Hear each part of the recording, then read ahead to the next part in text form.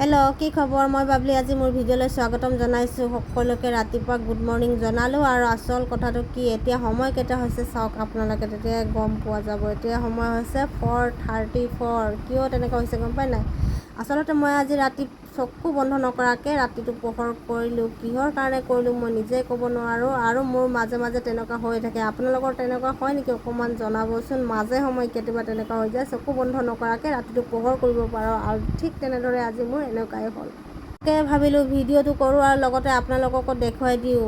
আৰু এতিয়া ভাবিলোঁ উঠিলোঁ যেতিয়াতো মুখ চুখ ফ্ৰেছ কৰি মেলি অকণমান আপোনালোকৰ ওচৰত আহোঁ। আৰু ফ্ৰেছ হৈ গ'ল, এতিয়া লগালোঁ অকণমান ক্ৰীম, আৰু ক্ৰীম লগোৱাৰ পাছত অকণমান পানী খাই লওঁ। পানী খাই লোৱাৰ পাছত মোৰ খাদ্য, এইটো হৈছে মেইন খাদ্য দেই, এইটো হৈছে মেইন খাদ্য। খাই বৈ এতিয়া ৰাতিপুৱা যিহেতু পোহৰ হ'ব লাগি গ'ল, আৰু মই গৈ পালোঁ একদম ডাইৰেক্ট বাৰীলৈ গৈ পেলাই এইটো কি গম পাইছে নাই? এইটো চিনি পাইছে নেকি? এইটো হৈছে শিমলু আলু। এইটো শিমলু আলু খাই বহুতে জানে, বহুতে নেজানে। মই কিন্তু জানো, আগৰ পৰা জানো আৰু খাওঁ দেই।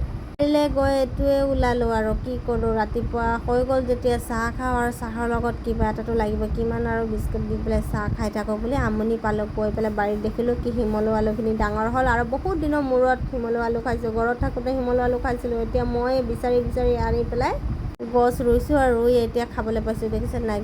আচলতে গছ গছনি, যিকোনো গছ গছনি আপুনি ৰুব, তাৰ ফলটো আপুনি নিশ্চয় পাব। তাৰ কাৰণে আজিও মই ফল পালোঁ, আৰু হৈ যাব। আমি মানুহ হৈছে 3জন, তাৰপৰা এইখিনি তাতে কাটি মেলি একেবাৰে চফা কৰি লৈ আহোঁ বুলি ভাবিছোঁ। আহি মেলি বহাওঁ, এতিয়া খাওঁ। একেবাৰে ধুই মেলি কুকাৰতে পাতি দিলোঁ ডাইৰেক্ট। কুকাৰত পাতি দিয়াৰ লগে লগে হৈ গ'ল। এয়া হৈছে চাহ, আৰু এতিয়া মই খাই টেষ্ট কৰোঁ আৰু আপোনালোকক দেখুৱাওঁ। আচলতে মানে ইমান ভাল লাগিছে খাই পেলাই, বহুত দিনৰ মূৰত খাইছোঁ। আৰু মোৰ মানুহজনে নাখায় এইবোৰ, আগৰ পৰা খাই অহা নাইতো, সেইকাৰণে তাক দিয়া নাই, মই অকলে খাইছোঁ। আৰু খাই এনেকুৱা লাগিছে যেন কি খালোঁ ঘৰৰ কথাহে মনত পৰিছে। আজিলৈকে মোৰ ভিডিঅ'টো ইমানে থাকিলে কেনে লাগে জনাবলৈ নাপাহৰিব দেই।